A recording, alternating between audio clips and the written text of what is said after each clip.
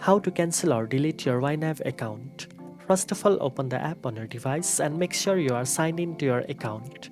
Next, tap on the three dots at the top right corner of the screen. Then select the settings and privacy option from the drop-down menu. After that, tap on account settings. If you are on a trial or paid subscription, tap cancel subscription first. Follow the on-screen prompts to confirm cancellation and stop future payments. Once the subscription is cancelled, you can request to delete your YNAB account permanently. Scroll down and look for delete account.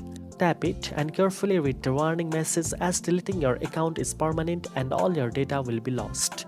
Confirm your decision by entering your password. After that, your account will be permanently removed from YNAB system. Now you know how to cancel or delete your YNAB account. If you found this video helpful, don't forget to like, share and subscribe for more finance tips. Thanks for watching and I'll see you in the next one.